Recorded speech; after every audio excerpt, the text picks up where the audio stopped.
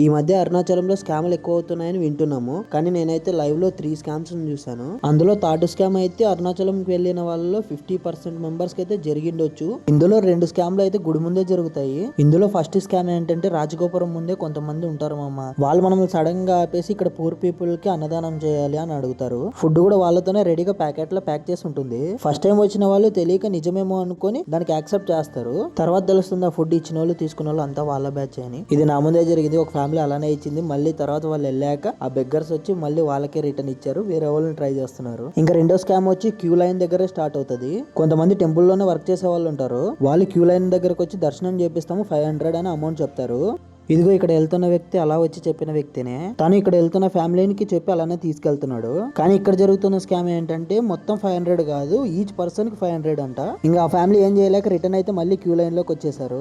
ఇంక ఇప్పుడైతే third scam గురించి మాట్లాడాలంటే ఇది రూముల దగ్గర జరుగుతుంది. మీరు ఎవరైనా రూములు తీసుకున్న వాళ్ళకైతే ఐడియా ఉంటుంది. ఫస్ట్ గా మనకైతే లాంగ్వేజ్ ప్రాబ్లం కాబట్టి వాడు తమిళ్లో ఏదేదో మాట్లాడి మనకైతే రూమ్ ఇస్తాడు. యాక్చువల్ గా ఎక్కడైనా కానీ రూమ్ 24 అవర్స్ ఉంటుంది. బట్ ఇక్కడ 10 అవర్స్ అని చెప్పింటాడంట. అది మనకు వాడు చెప్పిన లాంగ్వేజ్ లో అర్థం అవ్వదు. 10 అవర్స్ తర్వాత వచ్చి రూమ్ చెక్అౌట్ చేస్తారా కంటిన్యూ అని అడుగుతాడు. కంటిన్యూకి మళ్ళీ ఎక్స్ట్రా 500 అంటాడు. ఫ్యామిలీతో వచ్చిన వాళ్ళు ఏం చేయలేక ఇంకా యాక్సెప్ట్ చేసి ఎక్స్ట్రా 500 పే చేస్తారు. ఇదే థర్డ్ స్కామ్. ఇందులో మీకు ఏదైనా స్కామ్ జరిగింటే కామెంట్ చేసి చెప్పండి. ఈ వీడియోకి ఇంత లైక్ చేసుకుని సబ్స్క్రైబ్ చేసుకుంటా. బాయ్. అరుణాచలంలో నేనైతే తెలియక ఇంత పెద్ద తప్పు చేస్తానని అయితే ఎప్పుడు అనుకోలేదు. అసలు మ్యాటర్ ఏంటంటే మామ, నేను అరుణాచలం ఈశ్వరుని దర్శనం చేసుకుని ఇంటికి వెళ్ళేంత వరకు నాకైతే ఈ మ్యాటర్ అస్సలకే తెలియదు.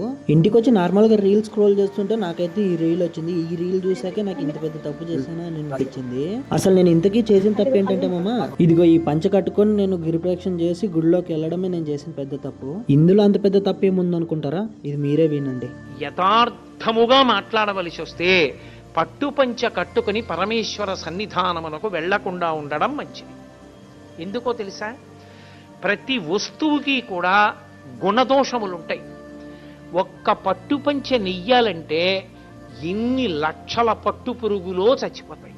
ఆయన చెప్పాడనే మనం చాలా మంది అరుణాచలంకి వెళ్తున్నాం. ఇంకా ఆయన మాట ఎన్నుకోకుండా ఎలాగ చెప్పండి. మీలో కూడా ఎవరైనా పట్టుపంచ కట్టుకుని ఇలా దర్శనానికి వెళ్ళిన వాళ్ళు ఉంటే కామెంట్ చేయండి. ఈ వీడియోకి లైక్ చేసుకొని సబ్స్క్రైబ్ చేసుకోండి. బాయ్. శ్రీ మహావిష్ణువు భూమి మీద అవతారం ఎత్తాలంటే దేవతల నుంచి బ్రహ్మ నుంచి ఎలా పిలుపు వస్తుందో నాకు అలా పిలుపు వస్తుంది. ఎక్కడ కనుకుంటున్నారు కదా, అదే తిరువన్నమలై అరుణాచలం. మన గరికపాటి గారు చాగంటి గారు చెప్పే అరుణాచలం. బెంగళూరు నుంచి బ్యాగ్ వేసుకుని బయలుదేరాక మనకైతే మెజెస్టిక్ లో బస్సు ఉంది. ఆల్రెడీ మనం బుక్ చేసుకున్నాము. బెంగళూరు నుంచి అరుణాచలంకి జస్ట్ 4 అవర్స్ జర్నీ. సో మనం ఫైనల్ గా అరుణాచలంకి వచ్చాము.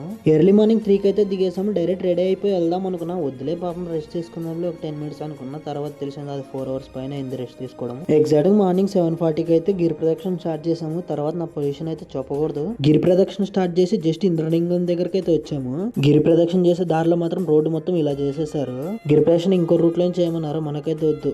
చాగంటి గారు ఎలా చెప్పారో అలానే చేస్తాం మనమైతే. ఇదంతా రోడ్డు రెడీ అవడానికి ఇంకా ఎంత టైం పడుతుంది అయితే మనకైతే క్లారిటీ లేదు. సర్లే మా నెక్స్ట్ వీడియో గిరి ప్రదక్షిణలో ఏ లింగాలు వస్తాయి అన్ని చూపిస్తాను. వీడియో లైక్ చేసుకొని సబ్స్క్రైబ్ చేసుకోండి. బాయ్. అరుణాచల ప్రవేశం అంత సులభం కాదంటారు. అది మాత్రం నిజమేమమ్మా. ఎందుకంటే మనం నా శివుడు పిలిస్తేనే మనం అరుణాచలం వెళ్ళగలము. ఎక్కడైనా కానీ ఆ ఈశ్వరుడు లింగం ఆకారంలో ఉంటాడు. కానీ ఈ అరుణాచలంలో మాత్రమే పర్వతం ఆకారంలో ఉంటాడు. మనం కూడా ఆ పర్వతం చుట్టూ 14 కిలోమీటర్లు గిరి ప్రదక్షిణ చేస్తుంటాం. మనం చేసే ప్రయాణంలోనే మనకి 8 లింగాల దర్శనం అయితే ఇస్తాయి. గిరి ప్రదక్షిణలో మొదటిగా వచ్చే లింగము ఇంద్రలింగం, తర్వాత రెండో లింగము అగ్నిలింగము. అగ్నిలింగం తర్వాత మనకు రమణ మహర్షి ఆశ్రమం వస్తుంది. ఎవరైనా కూడా పర్వతం పైకి వెళ్ళాలంటే రమణ మహర్షి ఆశ్రమం లోపల నుంచి కొండపైకి దారి ఉంటుంది. తర్వాత యమలింగము, నైరుతి లింగము, సూర్యలింగము. ఈ 8 లింగాలే కాక మీకు ఇంకో 2 ఎక్స్ట్రా లింగాలు వస్తాయి. అది సూర్యలింగము, చంద్రలింగము. మీకు చివరిగా వచ్చే లింగం ఈశాన్య లింగము. గిరి ప్రదక్షిణ మొత్తం పూర్తి చేసుకొని మళ్ళీ మనం రాజగోపురం దగ్గరకే వస్తాము.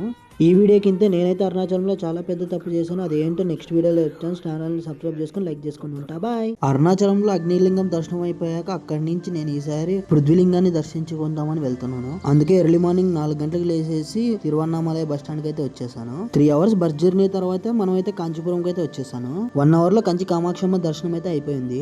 ఇంకా అక్కడ నుంచి పక్కనే ఉన్న ఏకాంబరేశ్వర ఆలయం అయితే వచ్చేసాము.